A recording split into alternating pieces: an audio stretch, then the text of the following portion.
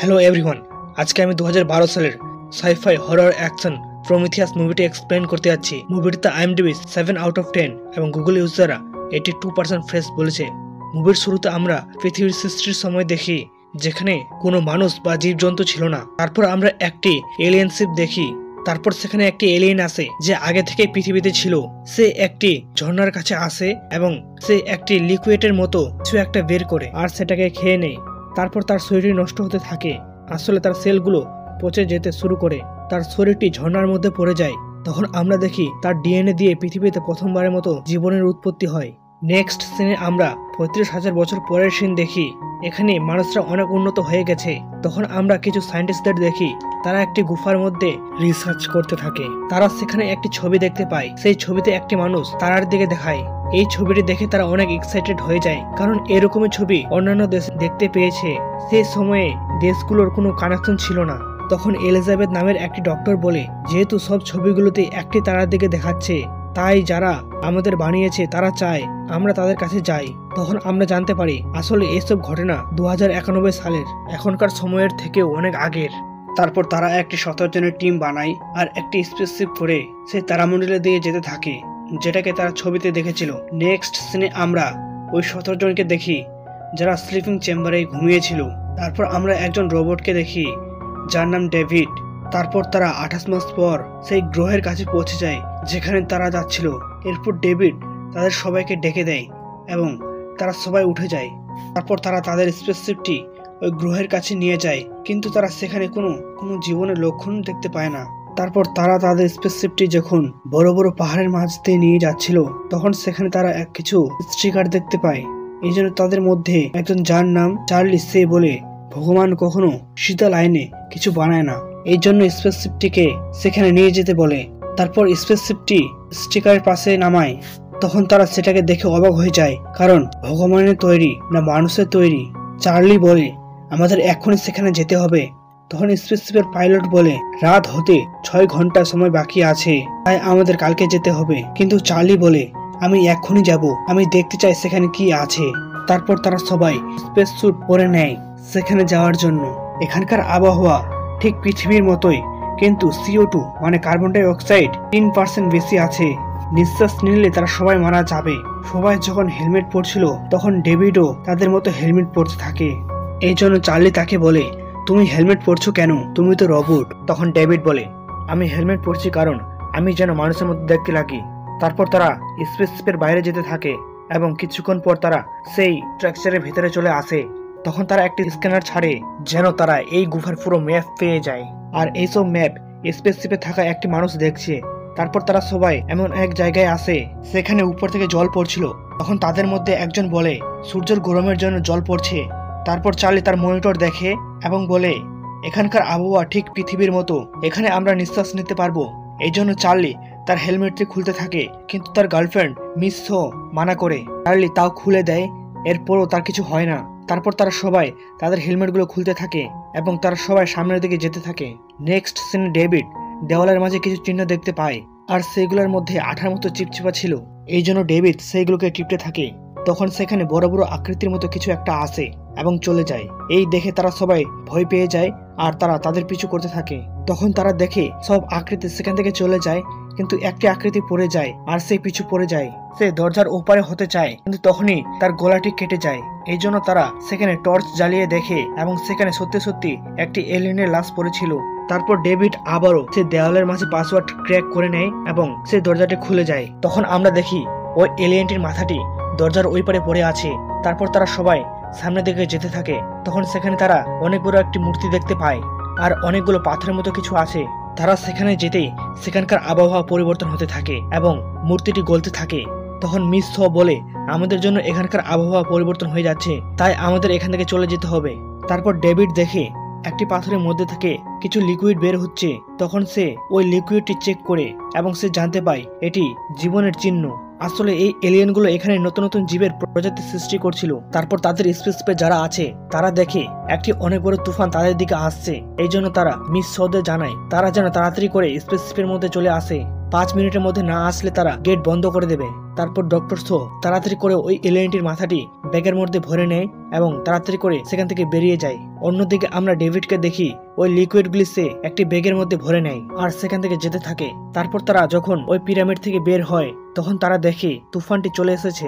তারা যখন স্পেসশিপের মধ্যে প্রবেশ করবে তখনই ওই এলিয়েনটির মাথাটি বাইরে পড়ে যায়। এই জন্য মিস সো সেটাকে নিতে যায় এবং সে হাওয়াতে উঠতে থাকে। তখন ডক্টর চার্লি তাকে বাঁচিয়ে নেয়। তারপর তারা সবাই স্পেসশিপের মধ্যে চলে আসে, কিন্তু আমরা দেখি এখনো তাদের দুটি সাথী ওই পিরামিডের ভেতরে ছিল। এই জন্য ওই পাইলটটি বলে তোমরা দুজন আজকে রাতে ওইখানেই থাকবে। নেক্সট সিনে আমরা ডেভিডকে দেখি সে যে পাথরটি এনেছিল সেখান থেকে 3টি টিউবের মতো বের হয়। সে সেইগুলোকে বের করে দেখে সেখানে ডিএনএ ছিল। ডেভিড ডক্টর চার্লিকে পছন্দ করতো না, এই জন্য সে ওই ডিএনএ গুলো চার্লির ড্রিঙ্কের মধ্যে মিশিয়ে দেয় এবং তাকে খাইয়ে দেয়। তখন ডেভিড চার্লিকে বলে তুমি তোমার প্রশ্নের উত্তরের জন্য কি কি করতে পারবে। চার্লি বলে সে সবকিছু করতে পারবে। আসলে ডেভিড জানতে চায় ওই ডিএনএ গুলো মানুষের শরীরে কি ইফেক্ট করবে। অন্যদিকে আমরা ডক্টর শোকে দেখি সে যে মাথাটা নিয়ে এসেছিল এখন ওই মাথাটির উপর তারা রিসার্চ করছে এবং ওই মাথাটির সেলগুলো এখনো কারেন্ট দেওয়াতে তার মধ্যে জীবন চলে আসে, কিন্তু কারেন্ট অতিরিক্ত হওয়ার কারণে সেটি ব্লাস্ট হয়ে যায়। তারপর তারা ওই এলিয়েনটির ডিএনএ চেক করে এবং তারা অবাক হয়ে যায় কারণ তাদের ডিএনএ আর মানুষের ডিএনএ একই। তখন ডক্টর শো বলে আমরা তাদের মধ্যে একজন। সেই রাতে আমরা দেখি ডক্টর শো আর চার্লি ইন্টিমেট হয়। তার পরের দিন ওই পাইলটটি বলে আমাদের তাড়াতাড়ি পিরামিডের ভেতরে যেতে হবে কারণ আমাদের দুই সাথীদের সাথে কোনো যোগাযোগ নেই। তারপর আমরা রাতে তাদের দুই সাথীদের দেখি তারা সেখানে সাপের মতো একটা প্রাণীকে দেখতে পায় আর সেই প্রাণীটি এসেছে ওই লিকুইড থেকে। সাপের মতো দেখতে প্রাণীটি তাদের দুই সাথীদেরকে মেরে ফেলে। তারপর তারা যখন ওই পিরামিডের ভেতরে আসে তখন তারা দেখে তাদের দুই সাথী মারা গেছে। অন্যদিকে তাদের ওই স্ক্যানারটি একটি দরজার সামনে ছিল। তখন ডেভিড সেখানে যায় এবং ওই দরজাটি খুলে দেয় আর সে ভেতরে চলে আসে। ডেভিড সেখানে ডিবের মতো কিছু বোতাম পায় এবং সে সেইগুলোকে টাচ করতেই সেখানে আবারও সেই হোলোগ্রাম শুরু হয়। ডেভিড দেখে সেখানে একটি এলিয়েন এক জায়গায় এসে বসে এবং সেখানে ইউনিভার্সের ছবি আসে। ডেভিড সেখানে দেখে এলিয়েনরা কোন গ্রহ থেকে পৃথিবীতে এসেছিল। এরপর একটি এলিয়েন অন্য আরেকটি এলিয়েনের সাথে কথা বলছিল। তারপর হোলোগ্রাম বন্ধ হয়ে যায়। ডেভিড একটি স্লিপিং চেম্বারের কাছে যায় এবং সেখানে একটি এলিয়েনকে দেখতে পায় আর সে এখনো জীবিত আছে। অন্যদিকে আমরা তাদের সবাইকে দেখি তখন চার্লির শরীর খারাপ হতে থাকে কারণ ডেভিড তার ড্রিঙ্কে ওই এলিয়েনের ডিএনএ মিশিয়ে দিয়েছিল। তারপর ডক্টর শো তাদের সবাইকে বলে চার্লির শরীর খারাপ হয়ে গেছে, এই জন্য তাদের স্পেসশিপে তাড়াতাড়ি যেতে হবে। তাই তারা স্পেসশিপে থাকা একটি মেম্বারের সাথে যোগাযোগ করে দরজা খুলতে বলে। তারপর আমরা স্পেসশিপের হেডকে দেখি, সে বলে আমি কোনো ইনফেক্টেড মানুষকে স্পেসশিপের ভেতরে আসতে দিব না। তারপর তারা স্পেসশিপের গেটের সামনে চলে আসে। তখন স্পেসশিপের হেডটি একটি আগুন বের হওয়া মেশিন নিয়ে আসে আর বলে আমি তাকে জ্বালিয়ে দেব। ডক্টর শো তাকে বোঝানোর চেষ্টা করে কিন্তু চার্লি বলে আমাকে মেরে ফেলো কারণ সে জেনে গেছে সে আর বাঁচবে না। তারপর তাকে জ্বালিয়ে দেয় এবং এই দেখে ডক্টর শো এখানে অজ্ঞান হয়ে যায়। তারপর যখন ডক্টর শোর জ্ঞান আসে তখন আমরা দেখি ডেভিড তার পরীক্ষা করছে। ডেভিড তাকে বলে সে প্রেগনেন্ট আছে। এই শুনে ডক্টর শো অবাক হয়ে যায় কারণ সে কখনো মা হতে পারবে না, তার মেডিকেল প্রবলেম আছে। ডেভিড বলে তার পেটে 3 মাসের বাচ্চা আছে কিন্তু বাচ্চাটি অন্যরকম। ডক্টর শো দেখতে চায় কিন্তু ডেভিড তাকে মানা করে।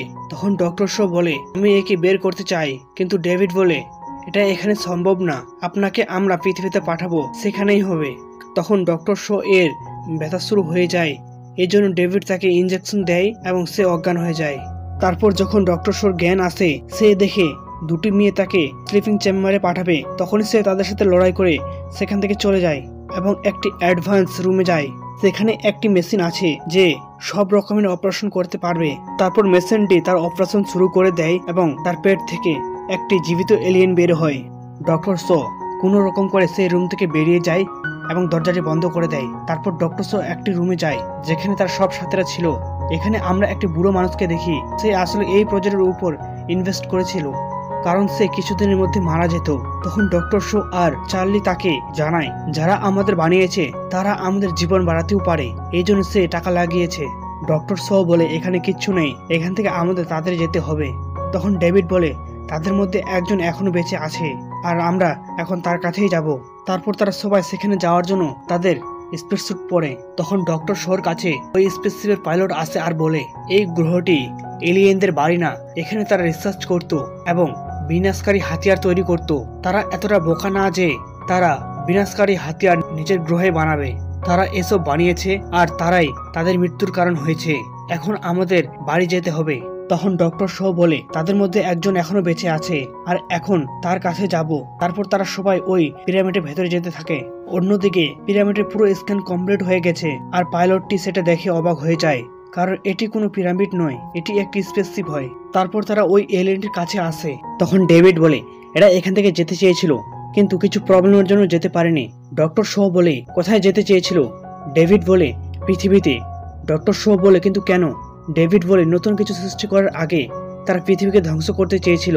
তারপর তারা ওই এলিয়েনটিকে জাগিয়ে দেয় আর তারা ডেভিডকে ওই এলিয়েনটির সাথে কথা বলতে বলে, কারণ সে অনেক ভাষা জানতো। ডেভিড কিছু বলবে তার আগে ওই এলিয়েনটি ডেভিডের মাথাটা ভেঙে দেয় এবং তাদের সবাইকে মেরে ফেলে। কিন্তু ডক্টর শো কোনো রকমে সেখান থেকে পালিয়ে যায়। তারপর ওই এলিয়েনটি সেখান থেকে টেক ওভার করার চেষ্টা করে আর ডক্টর শো সেখান থেকে বাইরে চলে আসে এবং স্পেসশিপের পাইলটকে বলে এলিয়েনটি এখান থেকে চলে যাচ্ছে, তাকে থামাও। তারা বলে আমরা কিছু করব না, আমরা শুধু এখান থেকে বাড়ি যাব। ডক্টর শো বলে এই স্পেসশিপটাকে না থামালে বাড়ি যাওয়ার জন্য পৃথিবী থাকবে না, কারণ সে পৃথিবীকে বিনাশ করতে যাচ্ছে। তারপর ওই এলিয়েনটি যখন তার স্পেসশিপটিকে ওড়ায় তারাও তার পিছু করতে থাকে এবং এলিয়েনটির স্পেসশিপের সাথে ধাক্কা লেগে যায় এবং তারা সবাই মারা যায়। তারপর ডক্টর শো তাদের স্পেসশিপে অক্সিজেন নিতে যায়। তখন তার মনে হয় ওই স্পেসশিপে কেউ আছে, এই জন্য সে ওই আওয়াজের পিছু করতে থাকে। তখন সে দেখে তার পেট থেকে বের হওয়া এলিয়েনটি এখন অনেক বড় হয়ে গেছে।